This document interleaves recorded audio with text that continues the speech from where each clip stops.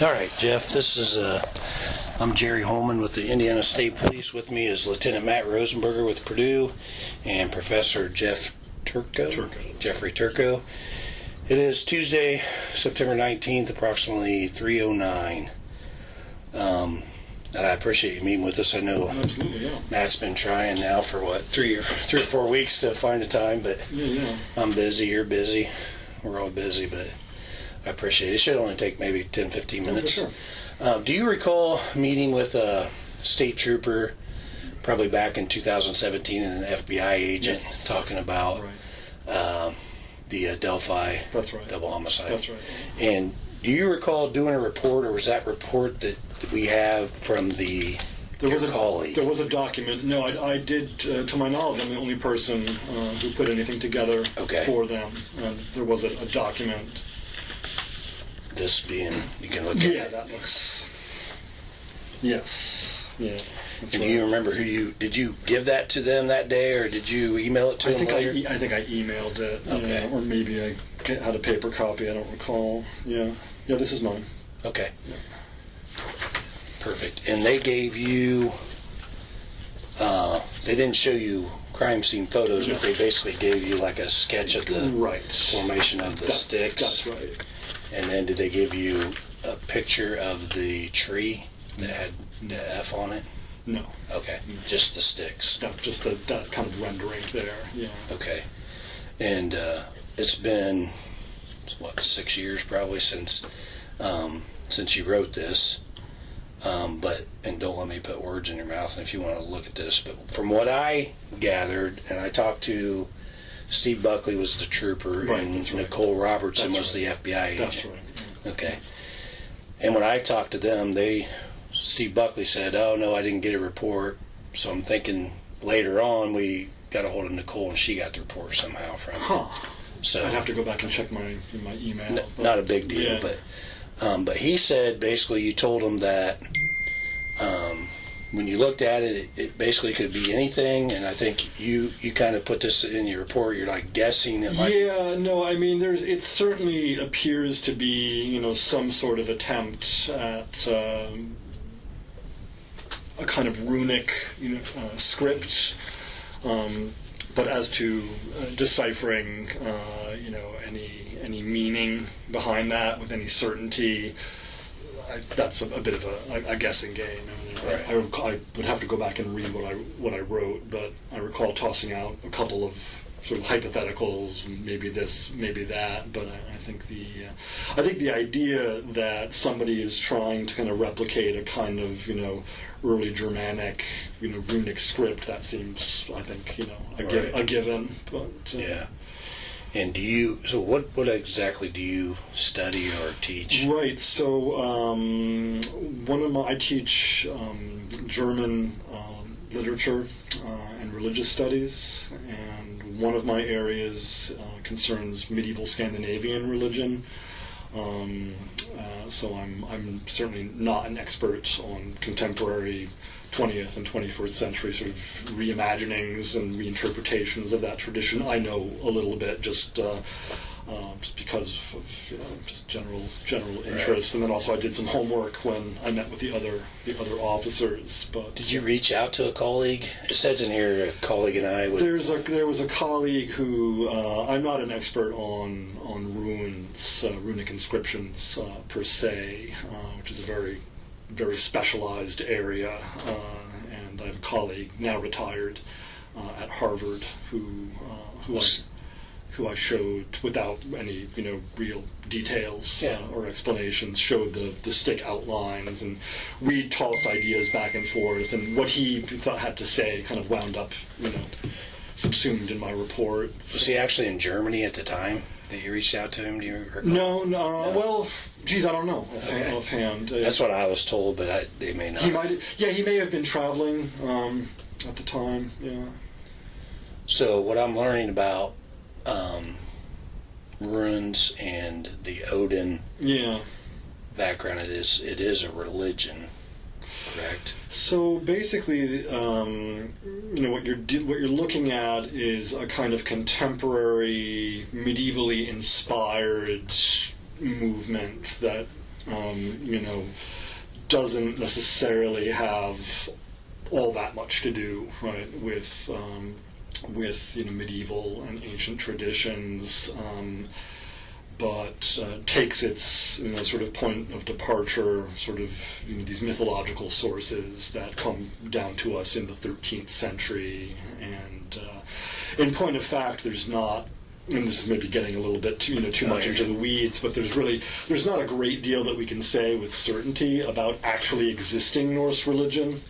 We're always dealing with our earliest sources are already Christian, writers, or seeing things through that lens.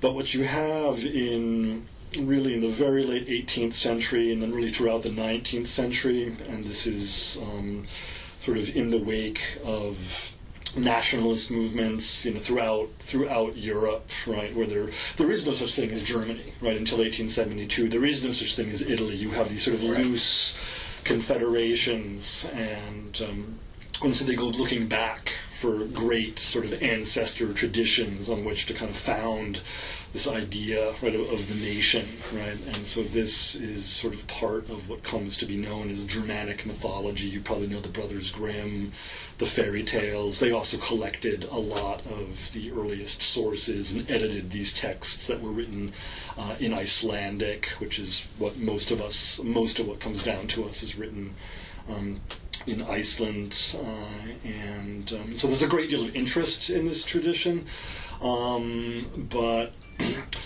this kind of neo-heathenism or neo-paganism, of which Odinism would be sort of one kind of extreme ideology within that has sort of right-wing racist connotations. That sort of really comes into its own in the 20th, late 19th, 20th century, and there are sort of so-called neo-pagans, and neo-heathens. The heathen term tends to be more associated with the right, pagan more with the left, but essentially they both are referring to this sort of revival of Norse religion, which again, often has precious little to do with the original sources. Right. People just kind of making things up because this stuff is up for grabs, right? But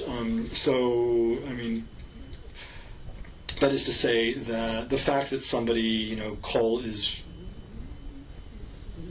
referring to themselves, as an adherent of, what's sometimes called in Icelandic, it's Asatru, Asatru. This just means belief in the gods. And what I've learned is Odinism is they believe in just one god, Odin. Asatru and the pagans believe in Odin, but the pantheon, other gods. So Odinism, as far as I've ever encountered the term, is sort of always associated with a kind of fringe, racist, sort of right wing, sort of. The pagans and the Asatru, they're all over the place. They're not as racist, though. Or at all. It ranges. There's a political range between sort of far left hippie crunchy sort of feel good kind of 60s nature loving, tree hugging, that kind of thing, and then the other end of the spectrum is sort of neo-Nazis in lockup with runic tattoos who hate black people and and whatnot. So the fact that some interest in sort of Norse religion in this country, I think it's more of a right-wing phenomenon. In Europe, it's more of a left-wing phenomenon, but it's not necessarily sort of a smoking gun either way. And again, my knowledge of this is way low. Yeah, of course. But human sacrifice back in hundreds and hundreds and thousands of years ago was something, but in today's society and over the last couple hundred years, what I've learned is human sacrifice isn't something that this religion would do. It's debated whether that was ever part of Norse religion, and it may or may not have been. The archaeological record is very inconclusive. There were certainly executions. People were thieves who were hanged and whatnot. Now you look at it, you find a body that's preserved in a bog with a rope around its neck. you're a detective. You tell me. Not a very good one. Is it a? That's probably not a ritualistic. Is it an execution? A judicial execution? Is it a human sacrifice? People argue back and forth. I think what's probably more important from your perspective is that it's widely believed in the 19th century sources, which are the kind of things that are freely available online. When you Google, that comes up that yes, like the Vikings practiced, ritual killings, right, and sacrifices. I think that would be an idea that somebody who was interested in this material from a certain perspective would come across, likely. Right. Yeah. But realistically, history says that this type of it's not documented. It's not documented. That Not well rituals. documented, They're not usually practicing ritualistic sacrifices of humans. No, it's not any part of any sort of mainstream. Chickens, animals, the usual, goats and things. And what I was told by someone that had some knowledge is a sacrifice to them would be time, money. Yeah. For example, like they compared it to Christianity. Yeah. You take time out of your Sunday to go to church, Right. and then you give money to the church. Yeah. And that they would do that in a different way, where you would give your chicken that lays eggs away, because now you're sacrificing your eggs or something like Our that. knowledge of actual ritual practices, within actually existing historical Norse religion is very, very thin. Because the sources that come down to us are written by Christians 250 years after conversion, and there's a distance from sort of the lived daily experience, of religious adherence, or they just don't know, right? Because the knowledge was stamped out. So what you're often dealing with are sort of people's ideas in the 19th century of what things must have been like, but often it's and a lot of that gets codified and gets accepted sort of uncritically, and then killjoys like me come around and say, yeah, no, actually we don't really have any good sources for that. But again, in the popular imagination, I think there is this idea, right, that and there is some textual support, right, that somebody who was kind of reading up, on Norse stuff would come across that idea. And Odin sacrificing warriors, right, to himself and whatnot. That's in there, but is that just sort of literature, or is that what really that how things really were? These are kind of academic questions, Right. And what I was told too is when they do those rituals, they're usually so obvious of the actual ritualistic part of it, like there would be no question. Like we have questions on, is this really, and you have questions on this. Yeah. But what little research I've done is, if it's a ritual, they're going to let you know it's going to be so clear that you could tell. That could be, that's certainly a good point. It's hard to sort of imagine sort of getting into the head of somebody like this, But something like this that we asked you to review, obviously 6 years ago, was so vague. Yeah. I don't know if that's a good term, but there was not a lot of detail. You couldn't really tell. Now you said if something along the lines, and again, don't let me put words in your mouth, but if it is this, it could possibly mean this, but it's really hard to tell because it's... In terms of deciphering sort of what characters are being used, if they are runic characters, runic is just an alphabet, right? It's just an alphabet. It's not a language. It's a pre-Germanic, indigenous Germanic alphabet. It's used throughout Scandinavia. It's used in England. In the Middle Ages, it's used to record a number of languages, so Old Norse, Icelandic. There are Christian Latin poems, very few, recorded in runic script. So it's just an alphabet, the same way that we use the Roman alphabet to write English, but also to write Turkish and Romanian and whatnot. So the letters, the characters all are, it's sort of, again, one of the ideas about them is that they originally have magical significance, that they would have been used in incantations, in rituals. There is a sacrificial connection in the mythological poetry. These are things that, again, somebody who was sort of, an Odin fanboy would likely come across. So it's entirely plausible that looking at, I mean, those configurations, again, I didn't see the photos, but just looking at the outlines that somebody else thought was part of Right. of an attempt to render something in characters. Yeah, it looks pretty clearly like runic, and so one can certainly imagine that this was somebody's idea that when you do a human sacrifice, you carve runes. There are some poetic sources that would sort of again support that idea that somebody might have come across. So that scenario seems entirely plausible to me. Right. But I think I don't remember what I said about the characters, but I think that was. I think what about again, don't let me put words in your mouth, but what was relayed to me was it could be anything because it was not very deliberately put, or it could be like you said today. Yeah. It could have just been an amateur trying to do it. Yeah. But what I Sergeant Buckley and Nicole had relayed to us was it's tough to say because it was not very clear. Mm-hmm. So they were telling us that it was basically, it could be anything, but you didn't at that point think it was anything, I guess. No one specific thing. Right. I mean, I think I recall throwing out a number of ideas, none of which were terribly, conclusive, because the interpretation of runes is also rarely conclusive. Right.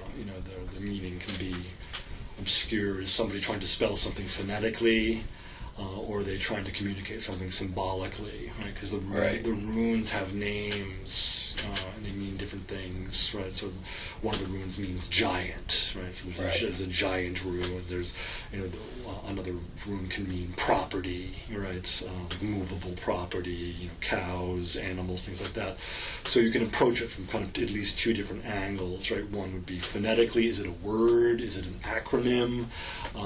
Or is it some kind of does this person know what they're talking about? Right. Or is it just, hey, this looks cool? Right. That's so with your experience, you could not look at these runes and say that is a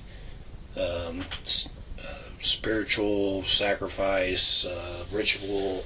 Plausible, but you can't say for sure yes or no. No, I'm not a runologist, right. And even the fellow that I talked to is, much more knowledgeable about runes than I am, and is published, on runes, is not, before his retirement, was not sort of a full-time runologist. If you would like me to put you in touch with somebody. What did he say? Do you remember? Whatever he said made it into my report. Okay. I think we kind of came to an agreement about sort of what it could be and what it couldn't be. And I know you used the word guessing. We're guessing. Yeah. It's kind of educated guesses. Educated guess. I mean, it's not a random assortment of sticks. Right. Binary eggs. That seems very unlikely. Okay. But there are people who are runologists full time. If you could give me that, I'd love that. Yeah, I mean, this would probably be somebody in Europe, like Norway or something like that. Matt and I fly over there. Okay. Or sacrifices. Yeah. Okay. Sure. No, but if we could at least get an email or something. Sure. I'd love to reach out to them. Yeah, I'll see you. There's one guy who comes to mind in Norway who I think is maybe the best. I'll go home and do some homework. You have his contact information. Yes. And I think I have yours. I'm quite certain because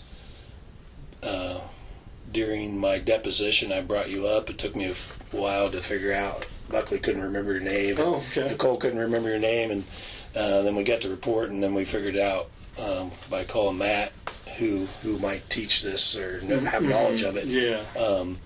So I'm going to turn this report over and your information over and Feel free, discovery. Yeah. Sure. And that means that the defense attorneys will probably contact you as well. So okay. Oh, interesting. So there's it sounds like there's movement in this trial. matter. Yeah, the trial's actually scheduled for January of next year, but I don't. So there's an accused. Yeah, we made an arrest back in November, I think. And is that public? Yeah. Oh, wow. Yeah. Okay. Yeah. It's been public. Oh, wow. You must not watch the news much, huh? Me I didn't catch it. Yeah. Good. You gonna be on the jury? Most people know about it. I guess could I be at this point? I think I'm probably not. Disqualified. You're going to be a witness, probably. Yeah. Well, I appreciate your time. Absolutely, yeah.